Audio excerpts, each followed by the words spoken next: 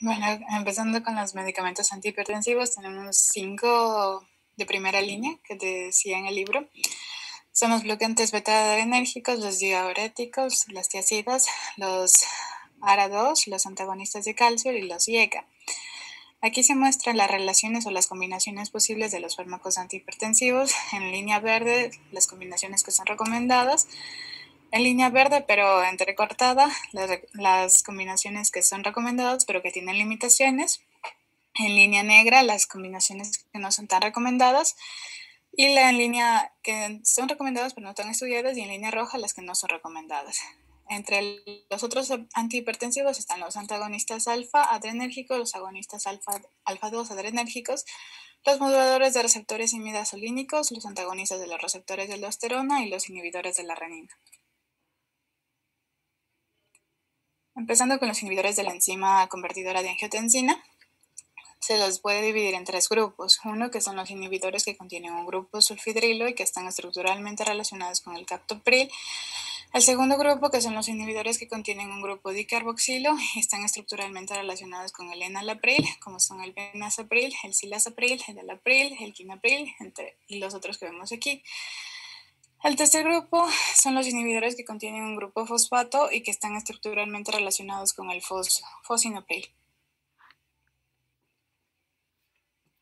El mecanismo de acción, principalmente los IECA, van a actuar en el sistema renina-angiotensina, van a inhibir la enzima convertidora de angiotensina y así van a bloquear la transformación de la angiotensina 1 en la angiotensina 2, como vemos en el gráfico. Bueno, el proceso de la formación de la angiotensina 2 empieza con el angiotensinógeno que se une a la renina y luego se forma la angiotensina 1 y gracias a la acción de la enzima convertidora de angiotensina se forma la angiotensina 2 y luego esta angiotensina 2 se va a unir al receptor AT1, el cual va a producir esta vasoconstricción. Sin embargo, como va a bloquear esta acción de la enzima convertidora a los IECA, ya no se va a dar este proceso. Adicionalmente, la bloqueación de la enzima convertidora de angiotensina va a provocar que aumente la biodisponibilidad de las prostaglandinas y el óxido nítrico, que es un vasodilatador potente. También esta acción la va a ejercer cuando se une al átomo de zinc que se encuentra en el centro activo de la enzima convertidora de angiotensina y ahí se va a producir esta acción. La farmacocinética en cuanto a la absorción, exceptuando por el captoprilo y el lisinoprilo, los demás se comportan como profármacos, excepto estos dos que son fármacos activos por sí mismos. En cuanto a la metabolización y eliminación, la mayoría de los IECAs son de naturaleza hidrofílica y se eliminan por la vía renal predominantemente, y también en caso de función renal alterada por esta razón es que se necesita analizar el aclaramiento de creatinina para reducir proporcionalmente el fármaco. Aquí tenemos algunos de los IECA, de estos fármacos. Algunas de las cosas importantes sería, por ejemplo, que en el caso del fosinopril existe una afectación tanto renal como hepática, así como en el imidapril, en el moexipril y en el sofenopril. Y si existe interacción con alimentos, existe con el captopril, con el espirapril y con el perindopril. El fármaco que tiene mayor biodisponibilidad es el delapril y la eliminación, como vemos aquí, es mayormente renal, algunas veces también biliar, como es el caso del captopril, que tiene 80% de eliminación renal y el 20% de eliminación biliar. Y bueno, la semivida, el que tiene más semivida es el espirapril. En cuanto a los efectos farmacológicos, estos van a inhibir las acciones de la angiotensina 2, que están mediadas por su unión a los receptores AT, que van a inhibir el efecto vasoconstrictor, la liberación de la vasopresina, el efecto dipsinógeno, la secreción de aldosterona, la estimulación y potenciación del tono simpático, el aumento de la frecuencia y la contracción cardíaca. En cuanto a las reacciones adversas, la más común es la tos. La tos es la más frecuente y también la más molesta. Su incidencia está entre el 5 y el 20% y se presenta mayormente en mujeres.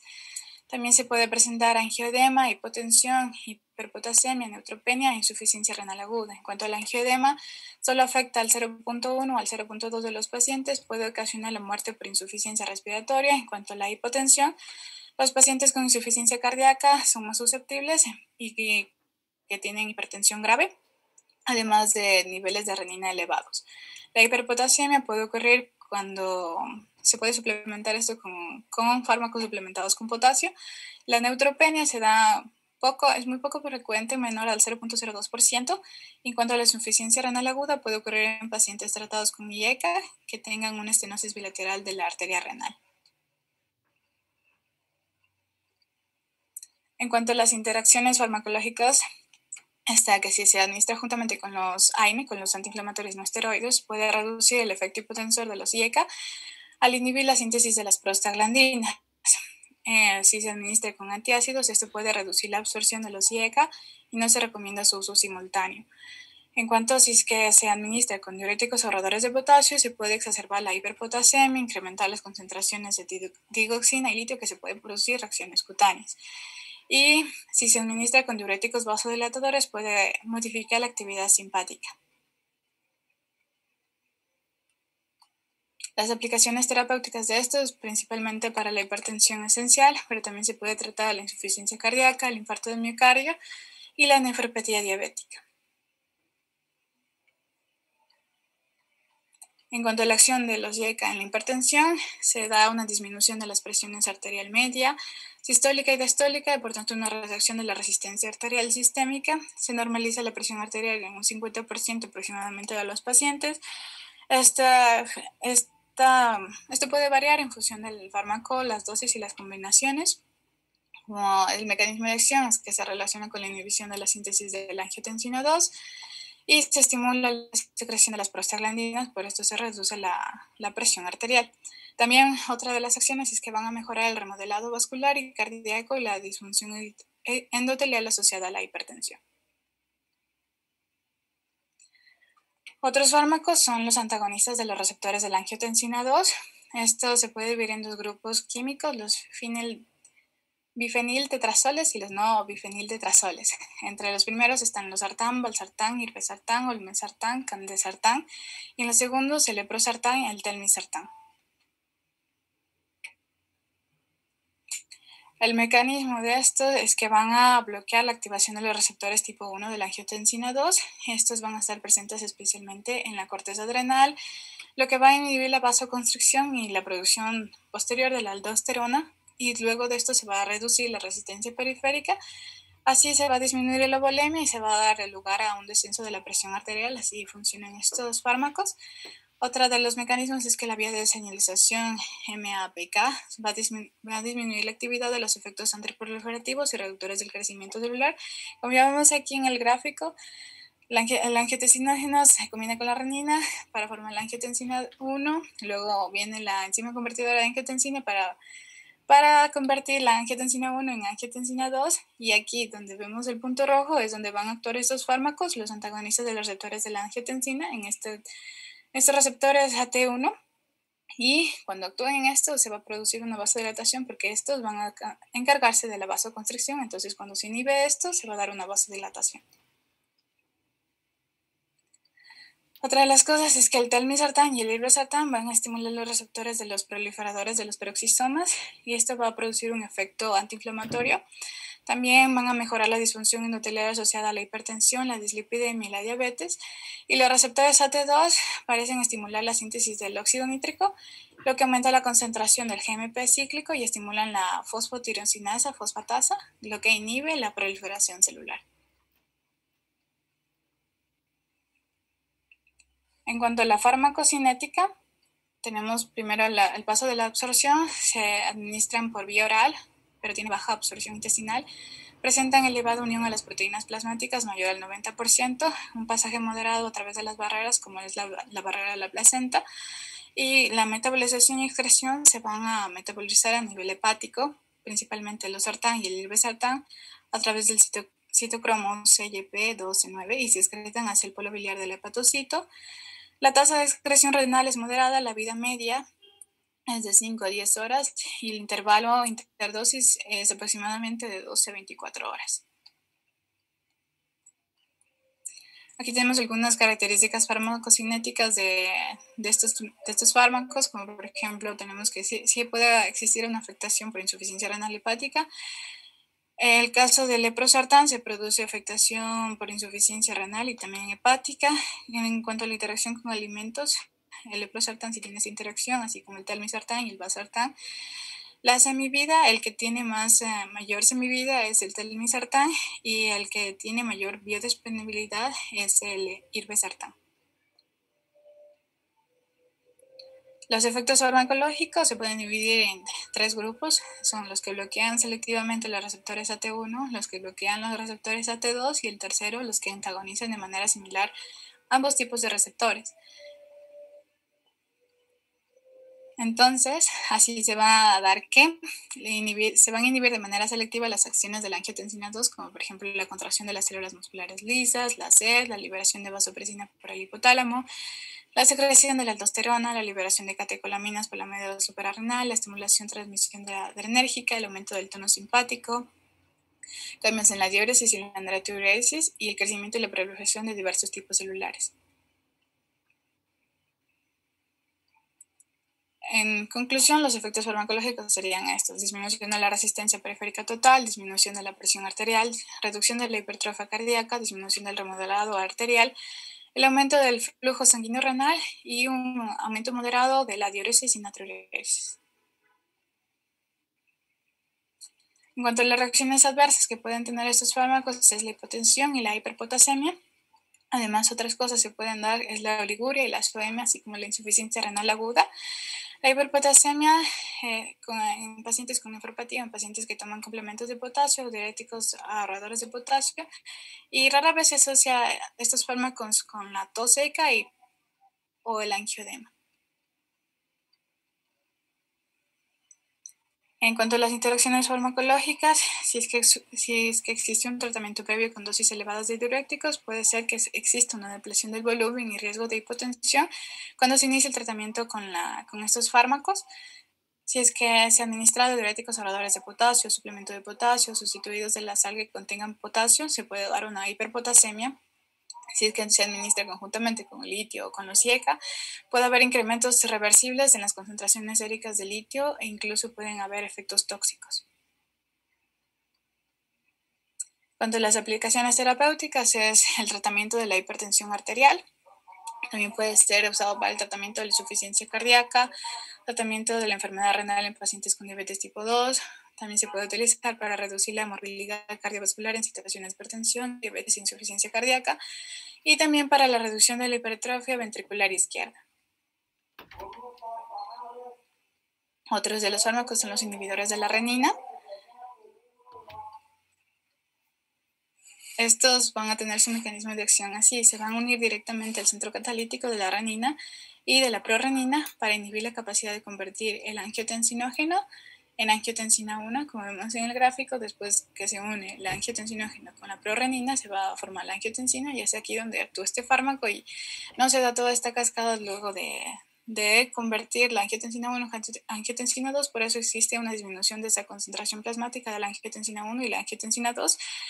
El alisquireno o el alisquireno es el primer inhibidor directo de la renina disponible oralmente y el único de uso clínico. Aquí vemos como resumen de los mecanismos de acción de los 3 fármacos.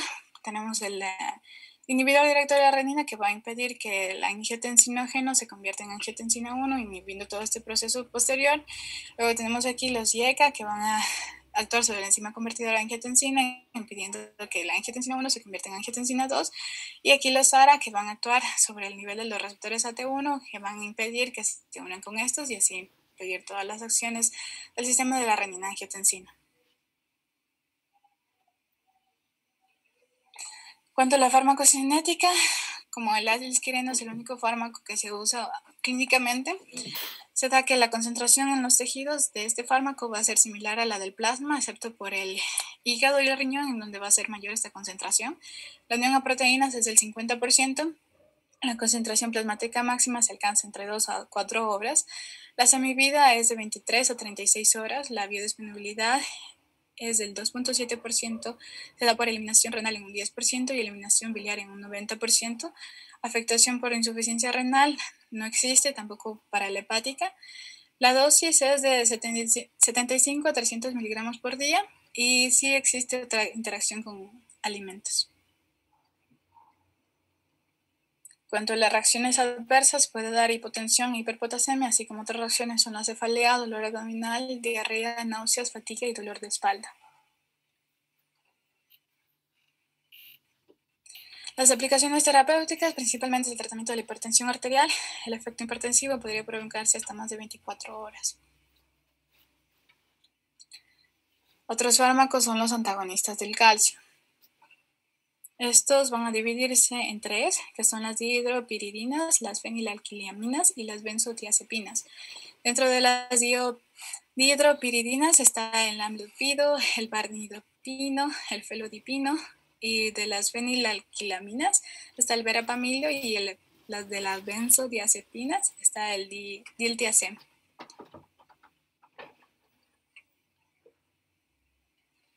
El mecanismo de acción es que van a inhibir los canales de calcio dependientes del potencial de membrana. Estos fármacos van a impedir o van a bloquear la entrada del calcio al interior de la célula y por tanto el descenso de la concentración del calcio va a disminuir el tono contráctil, la resistencia vascular y por tanto las cifras de la presión arterial. Aquí tenemos como dependiendo de los tres grupos de fármacos, está el receptor de las dihidropiridinas, en el cual se está en la superficie externa de la subunidad alfa-1, incluye los residuos aminoácidos del segmento S6, dominios del 3 y 4, como vemos en el gráfico, es donde van a actuar de las dihidropiridinas a unirse a este receptor. En cambio, los otros dos grupos, que son las fenilalquilaminas y las benzodiazepinas, en cambio, van a tener que atravesar esta membrana y van a actuar al nivel del citoplasma. Y bueno, tienen diferentes receptores. Para las fenilalquilaminas tenemos que son formados por los residuos aminoácidos del segmento S6 de los dominios 3 y 4, como vemos en la imagen. Y en el otro caso se unen a un tercer tipo de receptor. Aquí tenemos cómo bloquea la entrada del calcio al interior de la célula y por tanto la contracción de esta.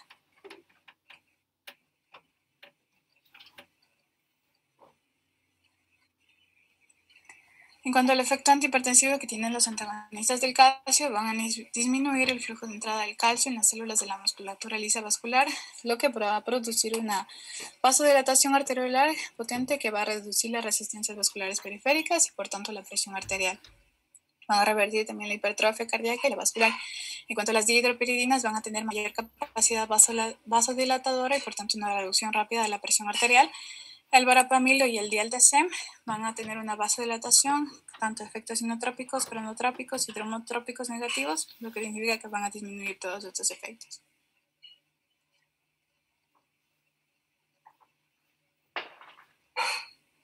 En cuanto a la farmacocinética, los antagonistas se absorben bien por vía oral.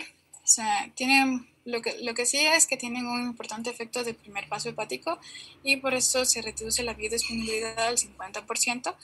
Por vía oral, la acción vasodilatadora de la mayoría de los antagonistas de calcio aparece muy rápidamente, entre 15 a 30 minutos, y las concentraciones plasmáticas máximas se alcanzan entre 1 a 2 horas.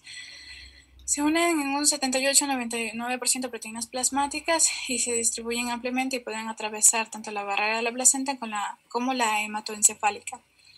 En el caso de los ancianos y los cirróticos, en donde la biotransformación hepática se encuentra disminuida, entonces se aumenta la biodisponibilidad oral y también las concentraciones plasmáticas, así como la semivida de los fármacos.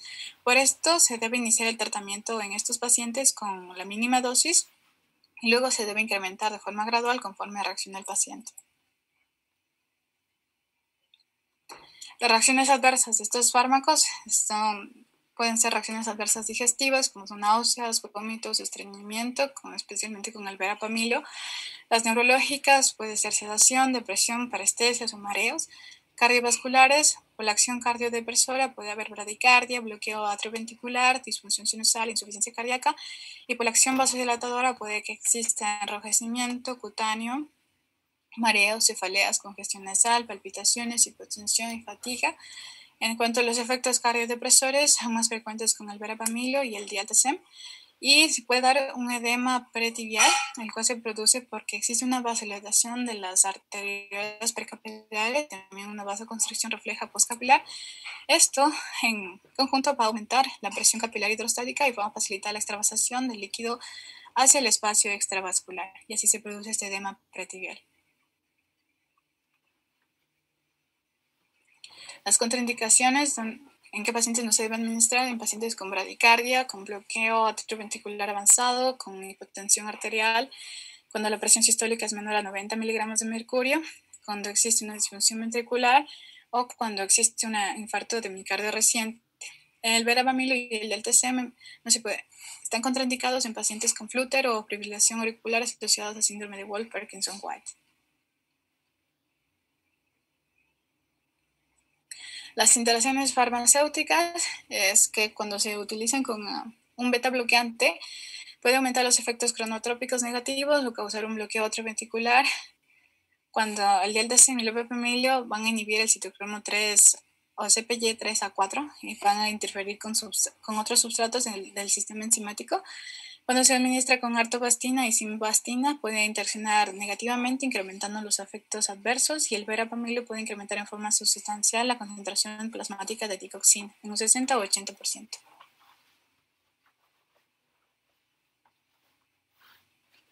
Las indicaciones terapéuticas van a responder mejor a estos fármacos son los ancianos, los individuos de raza negra y los pacientes que no restringen la ingesta de sal. Se puede utilizar en tratamientos crónicos. Los antagonistas de calcio no producen cambios en las concentraciones de glucosa, de insulina, de hemoglobina, de potasio, creatinina y ácido úrico, ni en el perfil lipídico, por eso se puede utilizar en estos tratamientos crónicos. Son los fármacos de elección en la hipertensión arterial asociada a cardiopatía isquémica, accidentes cerebrovasculares y vasculopatías periféricas o nefropatías, y en la hipertensión que no responde o en la que están contraindicados los diuréticos. El verapamilo y el diltiazem son de elección en los pacientes hipertensos con taquicardias supraventriculares. En cuanto a las indicaciones terapéuticas, se lo puede utilizar también como antianginosos, como antiarrítmicos, también el tratamiento de la insuficiencia cardíaca, la enfermedad cerebrovascular, la enfermedad Raynaud, también como tratamiento de la calasia y de la incontinencia urinaria.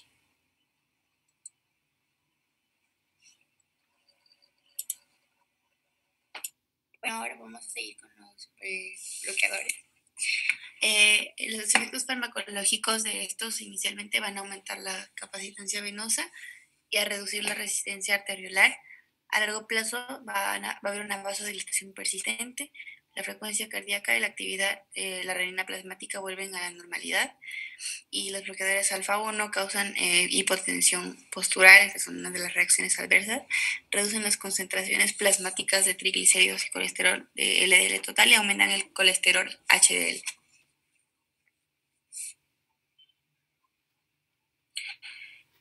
Efectos farmacológicos tenemos que inicialmente va a aumentar la capacitancia venosa, va a reducir la resistencia arteriolar.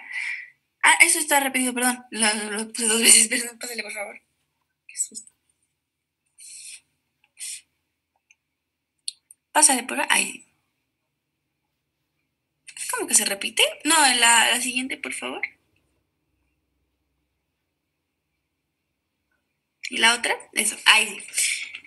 Bueno, sus usos terapéuticos, primeramente tenemos que no se va a recomendar como monoterapia para pacientes hipertensos, se van a usar principalmente con diuréticos, beta bloqueantes y otros agentes. No son fármacos de elección por cromocitoma, y son fármacos de elección para pacientes hipertensos con hiperplasia prostática.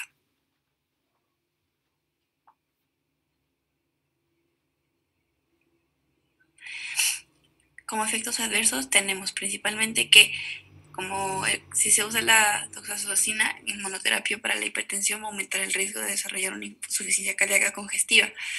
También va a haber un fenómeno de primeras dosis, que son la hipotensión ortostática sintomática, que va a ocurrir dentro de 30 a 90 minutos en el 50% de los pacientes después de la dosis inicial del medicamento o de un aumento de la dosis.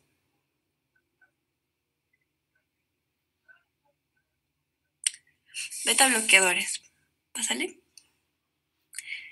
Ya, como clasificación tenemos que se van a clasificar de acuerdo a su selectividad. Tiene diferentes subtipos de receptores beta-adrenérgicos. Pueden clasificarse también en bloqueantes de primera generación, segunda y tercera generación. Pásale, por favor. Como funciones principales tenemos: van a afectar de forma importante el ritmo cardíaco y la automaticidad de las fibras cardíacas, reducen la frecuencia sinusal, disminuyen la tasa de despolarización de marcapasos ectópicos, van a reducir la conducción de la aurícula y del nódulo auriculoventricular, aumentando el intervalo PR del electrocardiograma e incrementando el periodo refractario funcional del nódulo auriculoventricular, de modo que van a producir un efecto antiarrítmico.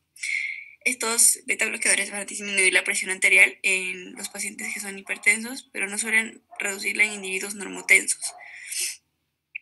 Pásale. ¿Cuál es el mecanismo de acción? Principalmente los mecanismos de acción, el antagonismo de estos receptores va a afectar a la regulación de la circulación por los mecanismos que incluyen la reducción de la contractibilidad del miocardio y de la frecuencia cardíaca. El antagonismo de estos receptores del complejo yuxtaglomerular va a reducir la secreción de la renina y la actividad de RAS y va a contribuir para la acción antihipertensiva. Aquí mencionan dos medicamentos, que la betalol y el carvedilol, que van a ser bloqueadores alfa-1, y el nervibolol, que va a promover la vasodilatación.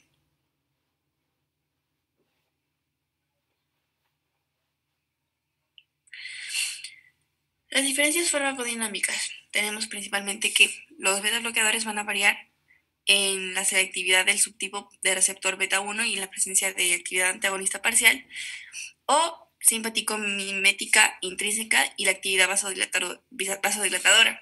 Los beta bloqueadores no selectivos son el propanolol.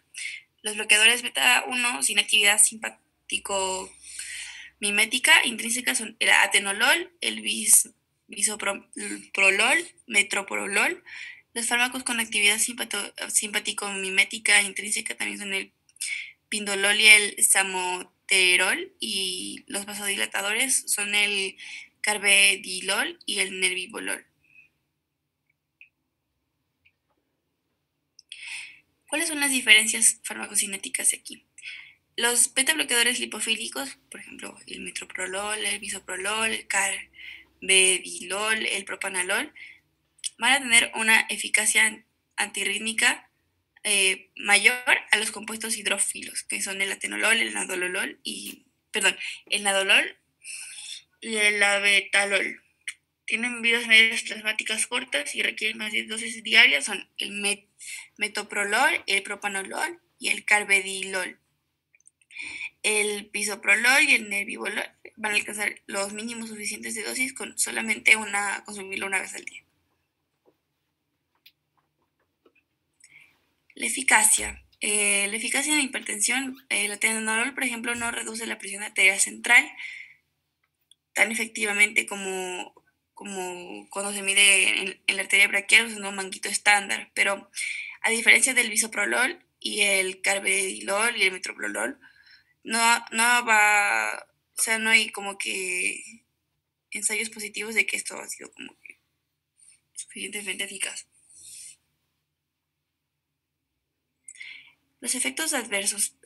Principalmente hay que evitarse en pacientes con enfermedad reactiva de vías respiratorias, como asma, también combinando con otros fármacos que inhiben la conducción auriculoventricular, como el verapamilo. Hay riesgos de reacciones hipoglucémicas que pueden aumentar en diabéticos. Los beta bloqueadores van a aumentar las concentraciones de triglicéridos en el plasma, disminuyendo el HDL. La interrupción de los beta bloqueadores puede producir el síndrome de abstinencia. Los beta bloqueadores no deben suspenderse bruscamente, siempre deben introducirse de forma gradual, y la epinefrina puede producir hipertensión extrema o bradicardia cuando está presente un beta bloqueador no selectivo.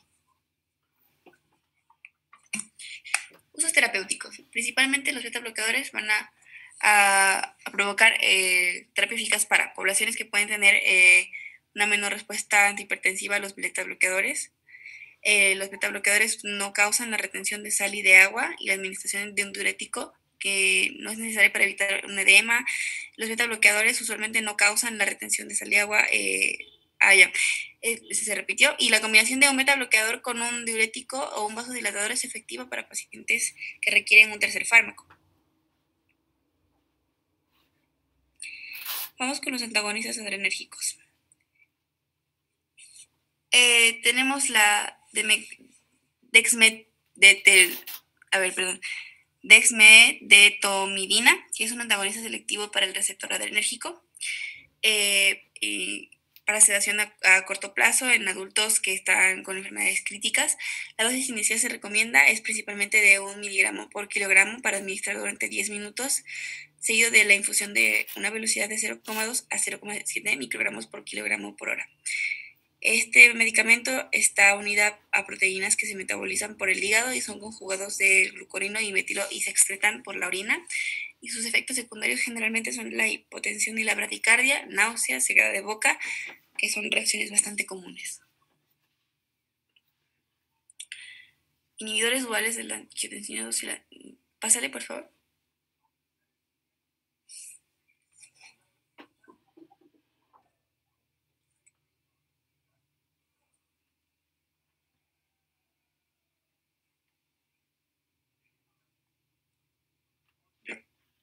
¿Sí se escucha ahí? Sí. Bueno, ahora vamos a hablar sobre lo que son los inhibidores duales de la angiotensina 2 y la neprilicina.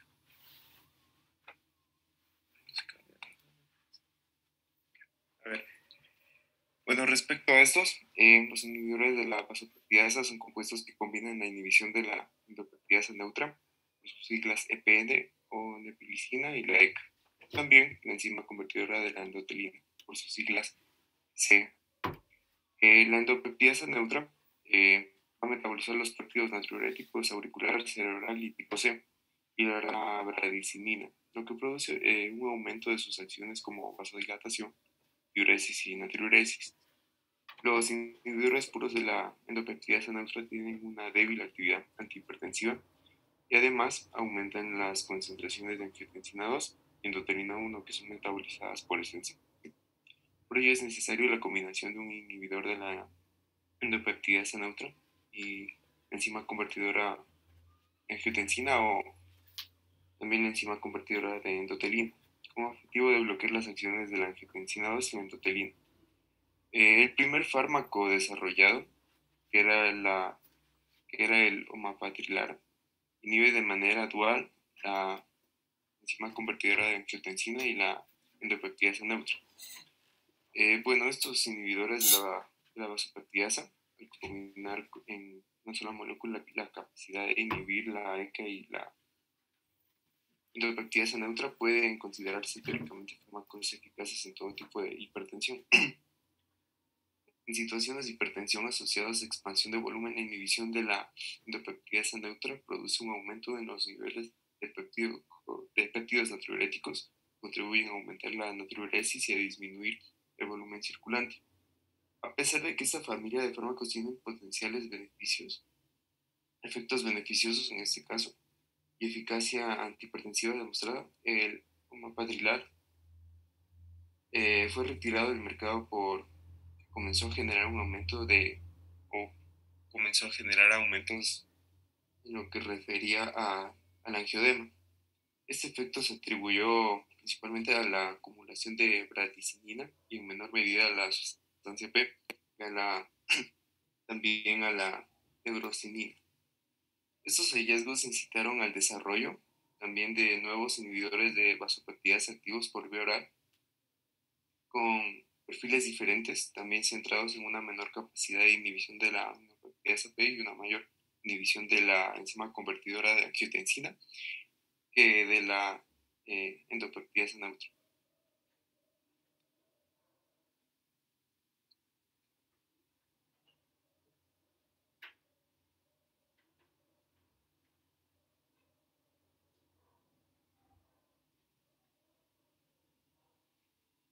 Ya, ahora vamos con los inhibidores duales de la angiotensina 2 y la y de la neprilicina. Continuamos con el tema. Se han desarrollado fármacos que combinen la inhibición de la neprilicina con antagonistas del receptor AT1 y de la angiotensina. Hola, Diego. Hola, Diego, perdón que les interrumpa. Para hacer un corte, no pasa nada. Y el tema de los inhibidores duales los vemos mañana, ¿ya? Regresemos desde el tema de los YECAs para hacer una pequeña revisión, por favor. Y mañana partimos desde acá, Diego, ¿ya? Entonces, bueno, el tema de la hipertensión arterial, como les había manifestado en un inicio, al inicio de, valga la redundancia, de esta charla, es un problema muy frecuente. La mayoría de nuestra población, pues prácticamente sufre de estas enfermedades como hipertensión arterial y diabetes mellitus que tienen relación entre sí y que muchas de las veces siempre las vamos a encontrar una asociada a la otra, ¿no? Entonces, esto es muy frecuente y es de todos los días en cuanto al tema de la consulta, vas a ver pacientes hipertensos, pacientes diabéticos. Entonces, hay que tener muy en claro esta situación de los antihipertensivos, tenemos que manejarlos de manera acorde, como sabemos decir popularmente, debemos de saber de la A a la Z el manejo de los fármacos antihipertensivos, ¿no? Más que todo por como les comento, por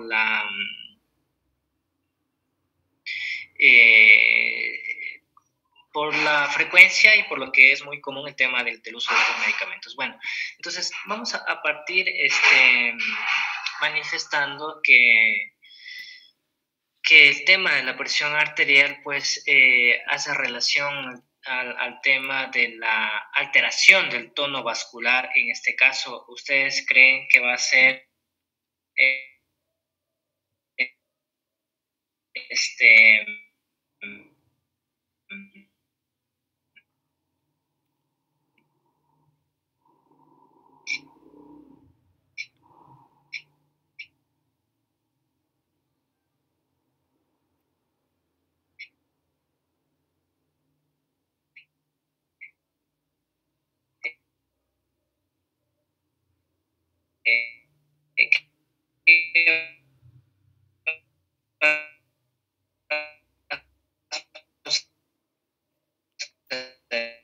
va a haber más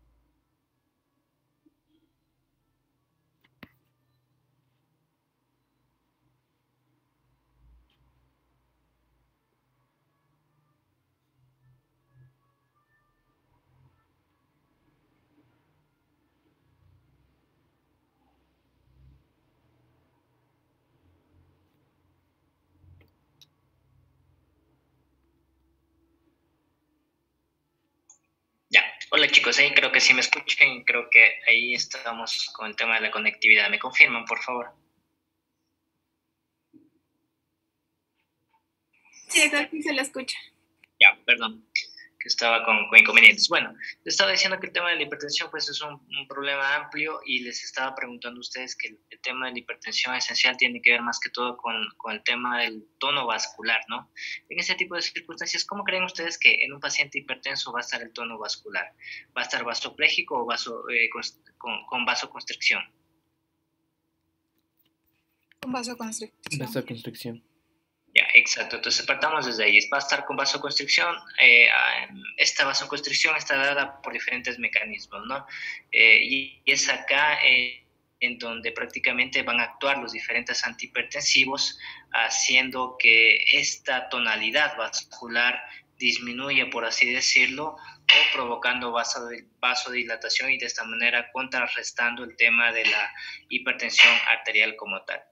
Muy bien, entonces hay cierto tipo de enfoque dependiendo de las diferentes guías en donde ustedes lean. Hay guías europeas, guías americanas, que son las dos guías que tienen más peso, por así decirlo. Entonces de manera diferente enfocan el tema del tratamiento. Pero en sí el tratamiento está enfocado en en 4 fármacos especialmente, que son los diuréticos, en este caso, los IECA, los ARA2 y los beta bloqueantes, ¿no? Estas 4 grandes familias que pertenecen a este gran grupo llamado medicamentos antihipertensivos, por lo general son fundamentales o son los que con mayor frecuencia se utiliza para el tratamiento de la hipertensión arterial. Muchas de las veces existen combinaciones en cuanto, por ejemplo, una muy frecuente es la combinación de los ARA2 con diuréticos para contrarrestar este tipo de situaciones en el manejo de la hipertensión arterial, en situaciones en donde ya la hipertensión arterial esencial como enfermedad haya producido daño a nivel cardíaco, es decir, que esté cursando con una miocardiopatía dilatada o con una insuficiencia cardíaca. Todo este tipo de circunstancias hay que tomar en consideración para nosotros poder elegir el tratamiento adecuado o el antihipertensivo que vaya a ser beneficioso en este caso a la utilización en cuanto a mi paciente. Cabe recalcar que una hipertensión maltratada o una enfermedad maltratada pues va a conllevar a la larga a que tu paciente tenga una insuficiencia cardíaca o una miocardiopatía dilatada como tal. El corazón es un músculo y al ser un músculo, cuando un paciente está hipertenso, este corazón trabaja en exceso. Así que en ese tipo de circunstancias el corazón empieza a crecer y a crecer hasta que llega un momento determinado en el que el corazón está totalmente dilatado y de esta manera pierde su capacidad de contraerse, ya que ha perdido totalmente su funcionalidad en cuanto a sus fibras de actina y miocina, que son las encargadas de hacer que el corazón se distienda, se contraiga. Entonces, en ese tipo de circunstancias, la bomba de nuestro gran cuerpo, que es el corazón, falla. Y en este tipo de circunstancias se ve afectado el flujo sanguíneo, es decir, que el flujo sanguíneo que llega a la bomba, es decir, al corazón, está intacto, ¿sí? Es decir, a lo que denominamos el tema de la precarga. No hay ningún tipo de inconvenientes con eso.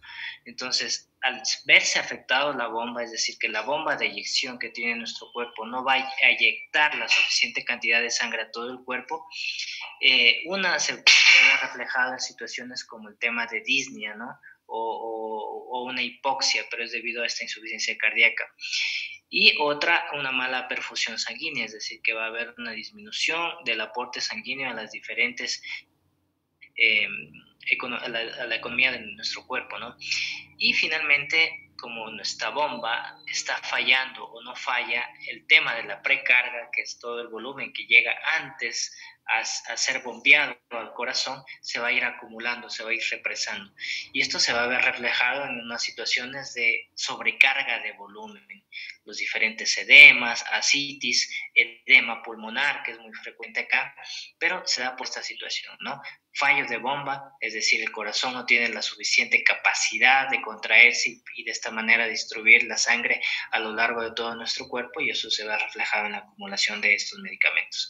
Entonces, es acá en donde actúan ciertos tipos de medicamentos, en donde lo que se trata de hacer es buscar una remodelación ventricular también, para de esta manera contrarrestar el tema de la insuficiencia cardíaca que se da en este tipo de circunstancias o en este tipo de casos, con la finalidad de contrarrestar esto de acá, ¿no?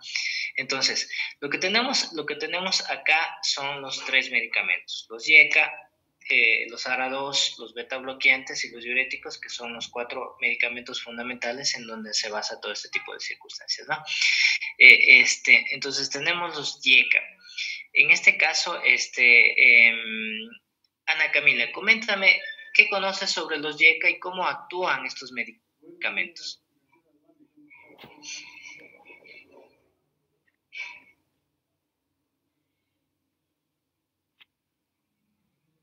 Ana Camila.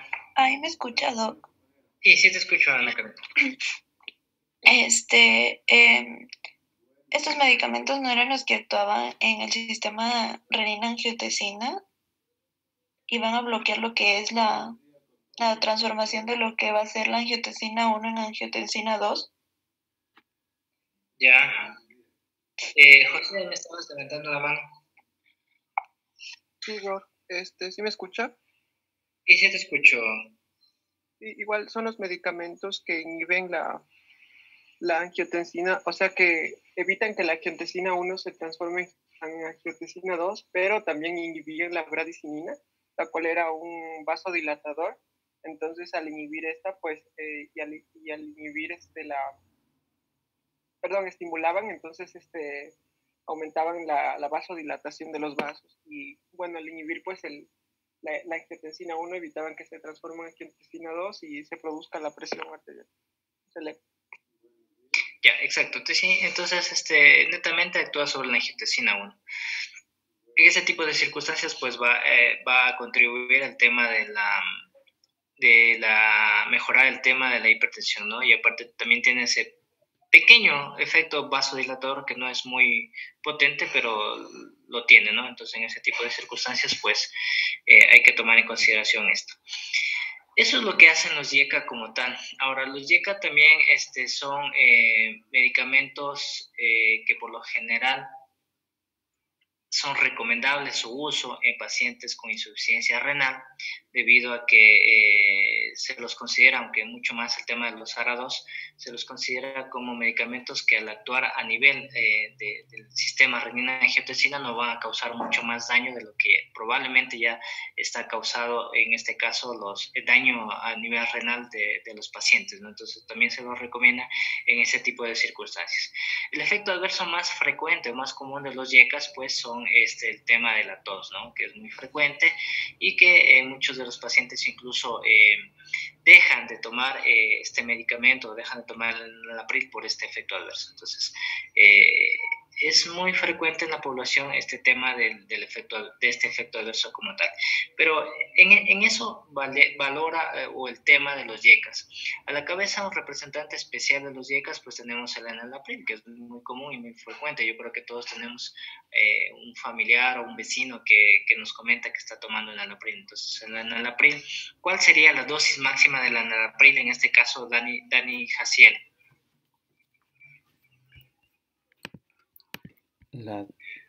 ¿O cuántas presentaciones tú conoces de Enalapril?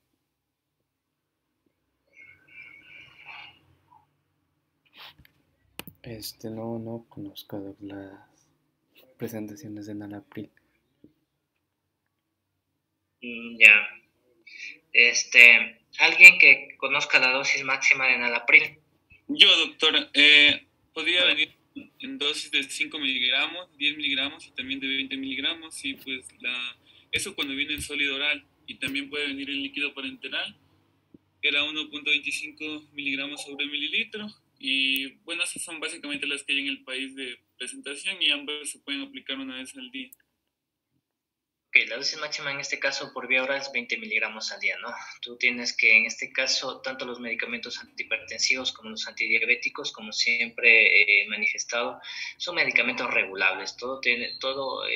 La dosificación va a depender de los controles posteriores que ustedes realicen en cuanto al tema de los niveles de tensión arterial y a los niveles de glicemia respectivamente. Entonces, todo esto va a depender. Así que cuando ustedes tengan un paciente de estos, siempre tienen que manifestarle este tipo de circunstancias, porque muchas de las veces los pacientes, dependiendo, ¿no?, son reacios al tema de cambios de dosificación y todo ese tipo de circunstancias. Entonces, hay que educarlo igual a nuestro paciente, ¿no? Bueno, entonces, eso en cuanto al tema del Enalapril, que en este caso es el medicamento más utilizado, más representativo en relación a los YECAs, ¿no? De ahí conversaban un poco sobre los ARA2. En este caso, Victoria, coméntame, ¿qué es un ARA2 y cuál sería el mecanismo de acción de los ARA2?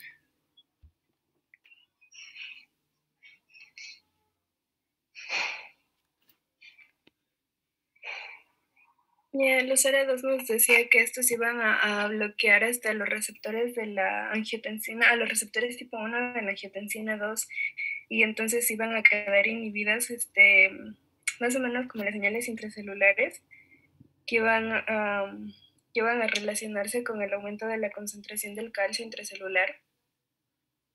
Ya. ¿Alguien más quiere acotar algo sobre el tema de los ARA2?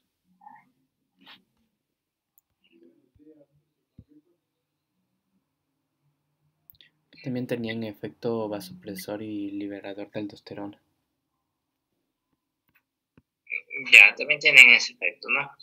Bueno, como su nombre lo indica, pues prácticamente es un antagonista de los receptores de angiotensina 2. Digamos que va a actuar un paso más allá del tema de la angiotensina 1, perdón, de los IECA, que eran bloqueadores de angiotensina 1, en este caso los ARA2 van a bloquear el tema de angiotensina 2. Y esto va a contribuir en sí pues con el tema de la hipotensión arterial o el control de la hipertensión arterial. Eso en cuanto a los ARA2.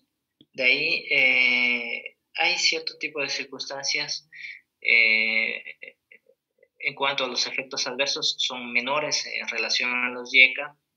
Y en este caso, Thais, coméntame, ¿qué ARA2 conoces tú?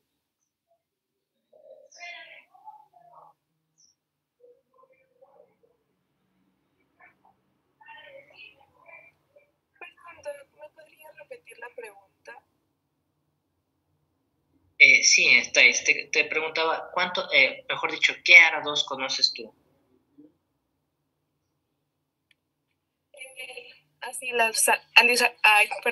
El candesartán, el acilasartán, el candesartán y el eprosartán. Ibersartán también, y el que, o sea, es más común en los sartán.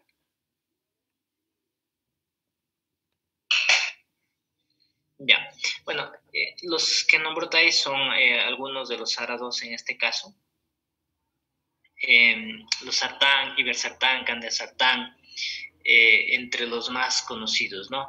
Pero a la larga, más el que comúnmente se comercializa o el que está dentro de los medicamentos básicos es el losartán, ¿no?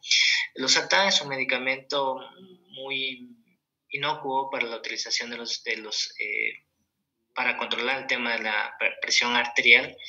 Es un medicamento que viene en presentación oral o sólido oral, viene de 50 miligramos o de 100 miligramos. La dosis máxima de losartán es de 150 miligramos.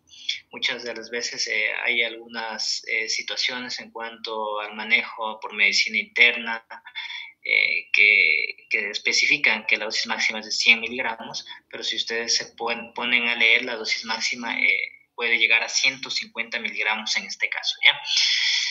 La administración igual va a depender del paciente con el que ustedes estén tratando. ¿Sí? Se puede dar, por ejemplo, en dosis única en 24 horas, 50 miligramos, 100 miligramos, o puede darse cada 12 horas, 50 miligramos cada 12 horas, o 100 miligramos en la mañana y 50 miligramos en la tarde. Entonces, todo va a depender de las circunstancias que ustedes estén al frente. Y como les manifestaba en un inicio, pues la dosificación, en este caso de los medicamentos antihipertensivos, no está dicha por completo. No es como los antibióticos, que yo tengo que dar 500 miligramos cada 12 horas por 7 días y listo. No, acá hay que ir regulando de acuerdo al tema de las presiones arteriales que tenga tu paciente. Entonces, eso en cuanto al tema de los sartán. Estos ARA2 son medicamentos muy leales, no tienen muchos efectos adversos y tienen muchas combinaciones, especialmente con los diuréticos, ¿sí? Entonces, mañana van a hablar sobre los diuréticos, vamos a ver si hay diuréticos tiacidas, diuréticos ahorradores de potasio. Bueno, vamos a ver las diferentes familias de los grupos diuréticos, pero por lo general, una combinación muy frecuente es un ARA2 con el tema de la hidroclorotiazida. ¿Sí? Este es un diurético que se combina comúnmente con el tema del ARA2, especialmente con el ibersartán y el candesartán.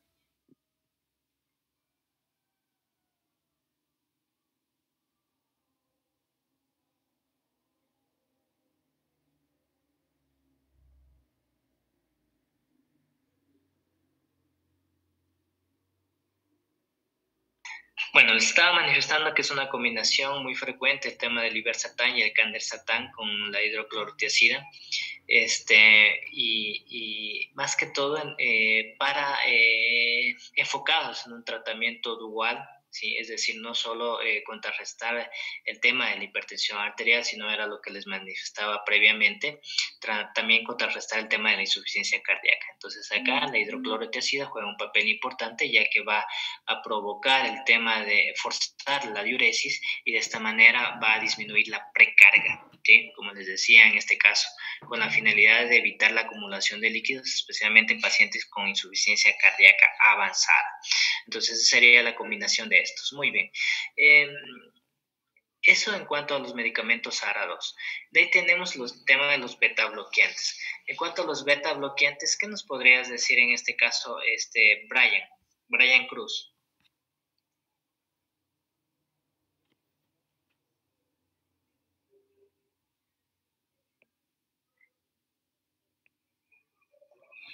Doc, Brian.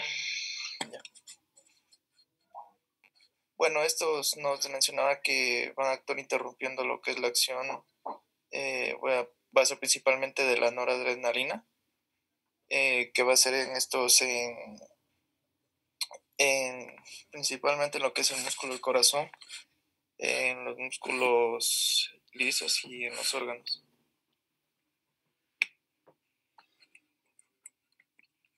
Bueno, y también como se explicaba, es un tipo de medicamento que se trata principalmente, como mencionaba, la presión arterial.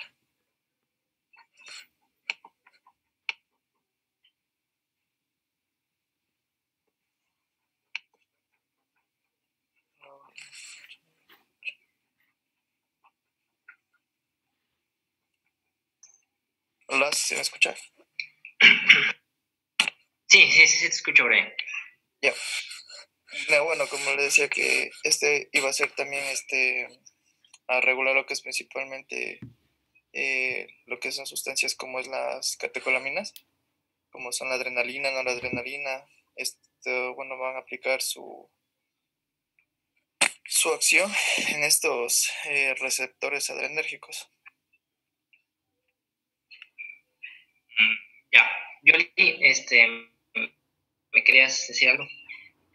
Sí, lo que está bien lo que dice, o sea, acotando lo que dice el compañero Brian, está bien que, bueno, estos son conocidos también como bloqueantes beta-adrenérgicos, entonces bloquean lo que es el efecto de la epinefrina, lo que hace que el corazón lata más despacio y con menos fuerza, y esto es, por ejemplo, lo que disminuye lo que es la presión arterial, así es como se manejan ellos, y bueno, eso. Ya. Ahí toparon un punto especial la epinefrina. Es cierto, va a bloquear el tema de la producción de la epinefrina. ¿Pero qué hace la epinefrina?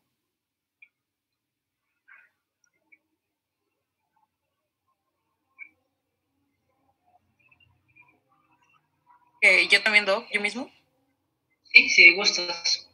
No, o sea, relajar los músculos, sobre todo, por ejemplo, podría relajar los músculos de lo que son las vías respiratorias y estrechar los vasos sanguíneos. Estrechar los vasos sanguíneos, ya.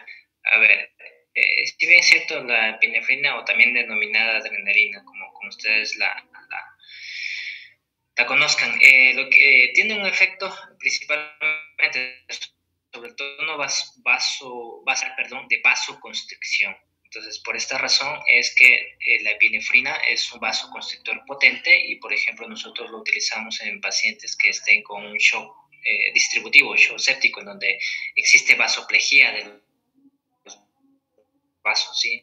Entonces, cada epinefrina haciendo constricción de esta, o también en su defecto utilizamos norepinefrina. Producen vasoconstricción de los vasos y de esta manera elevan el tema de la presión arterial, ¿ya? Entonces, justamente aquí es donde van a actuar estos medicamentos bloqueando la epinefrina y de esta manera van a evitar que se siga perpetuando la vasoconstricción vascular y obviamente con esto van a evitar que se siga produciendo el tema de la hipertensión arterial, ¿sí? Entonces, eso es lo que hacen en este caso, haciendo relación al tema de la disminución de la producción de la epinefrina a través de estos medicamentos. Ya, muy bien. En este caso, gracias, Yoli. Me parece que Daniela también estabas levantando la mano, perdón. Ya. Sí, pero bueno, ya dijeron. Ya, entonces estos medicamentos, como ustedes lo indican, son bloqueadores, ¿no? Y ya conversaron y lanzaron nombres por ahí, como por ejemplo, se me olvidé. Atenolol, carvedilol. Entonces son medicamentos que son beta bloqueadores, que también se los puede utilizar como antiarrítmicos. Pero aquí va una pregunta importante para todos ustedes. ¿Creen que realmente se los utiliza como antiarrítmicos para revertir, valga la redundancia, la arritmia que tiene mi paciente? ¿O se los utiliza especialmente como frenadores de la arritmia? Más no te van a producir la reversión de la arritmia, pero en algo te van a frenar dicha arritmia. ¿Qué opción creen ustedes que es la correcta frente a estos medicamentos? Yo creo que se frena la arritmia, más no se la revierte completamente. Ya, bien, Ana María. ¿Alguien tiene otra opinión?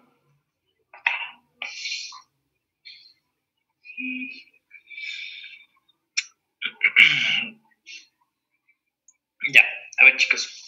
Son medicamentos que actúan como su nombre lo indica, o ya conversando sobre el tema del mecanismo de acción, tratan de revertir el tema de la hipertensión, obviamente controlándola, pero son medicamentos justamente que se los puede catalogar como antiarrítmicos, o en este caso el libro los cataloga como antiarrítmicos, pero entre comillas, es decir, que no son verdaderos antiarrítmicos, digamos que son pseudo antiarrítmicos. No te revierten el tema de la arritmia como tal. Por ejemplo, la arritmia más frecuente o la taquiarritmia más frecuente a nivel mundial es la fibrilación auricular. La fibrilación auricular, en este caso, puede ser, por ejemplo, de leve respuesta ventricular, de moderada respuesta ventricular o de respuesta ventricular rápida. Entonces, para nosotros manejar una fibrilación auricular, que para la redundancia nuevamente es la taquiarritmia más frecuente a nivel mundial, tenemos que considerar cierto tipo de cosas.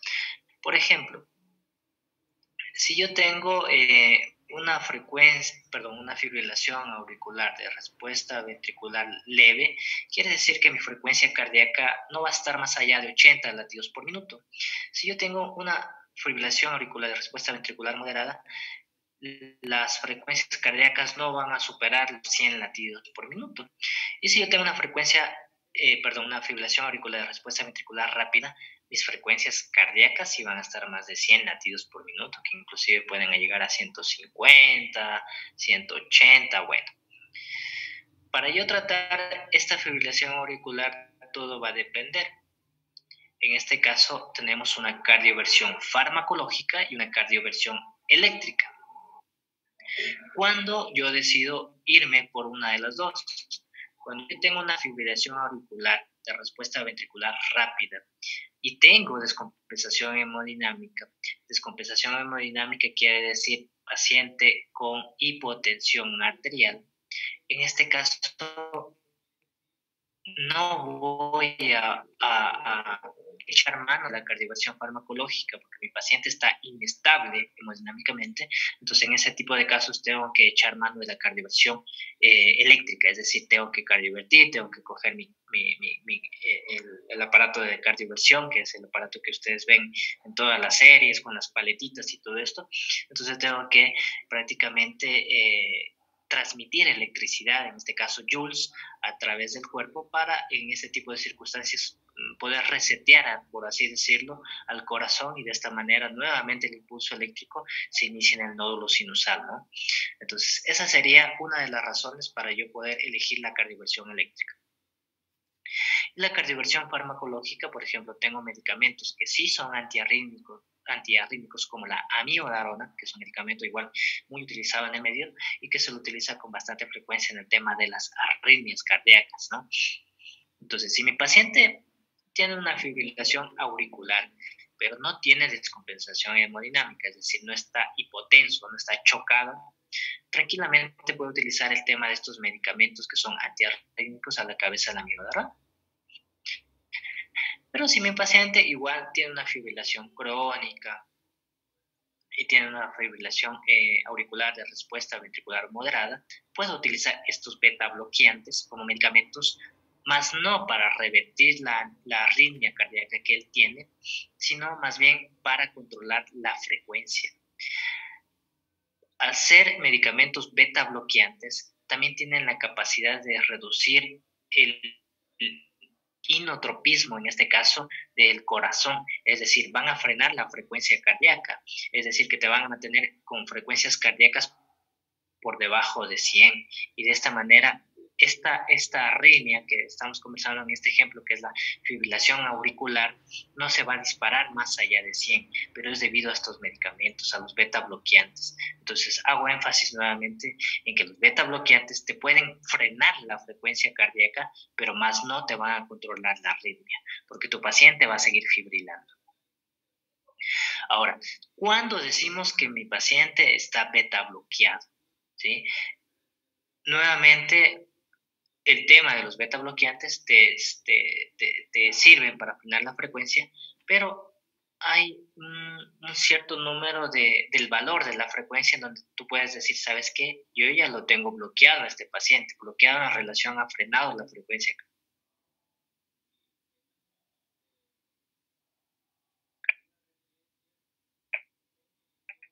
Eso es lo que trato de explicar. Entonces, siempre que los pacientes, en este caso, te puede decir, por favor, chicos.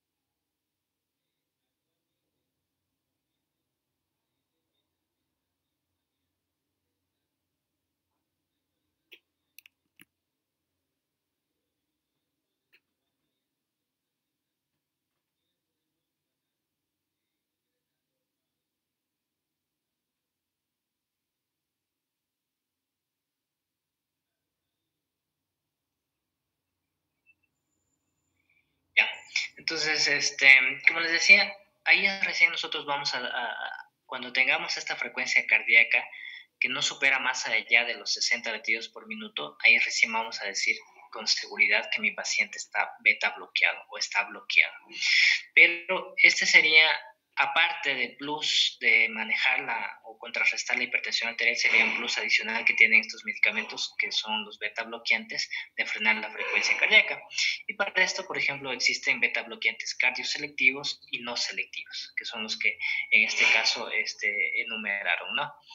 Eso en cuanto a estos grandes grupos, tanto los IECA, los ARA2 y los beta bloqueantes de calcio, que conjuntamente con los diuréticos que van a ver mañana, son los 4 principales grandes grupos en cuanto al tema del control o el manejo de la hipertensión arterial. ¿Ya? A más tardar sí, hasta yo le enviaré la guía, una de las guías para que la revisen, que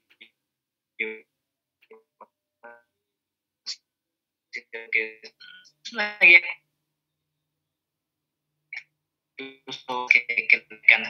aquí faltan de exponer, especialmente con el tema de los diuréticos. Pónganse a leer diuréticos, que también es acá muy importante el manejo de los diuréticos en cuanto a este tipo de situaciones. ¿Ya?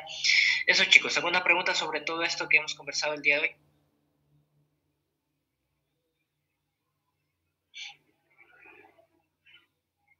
Ok, si no hay ninguna pregunta, pues bueno, la dejamos por hoy hasta ahí y nos vemos el día de mañana.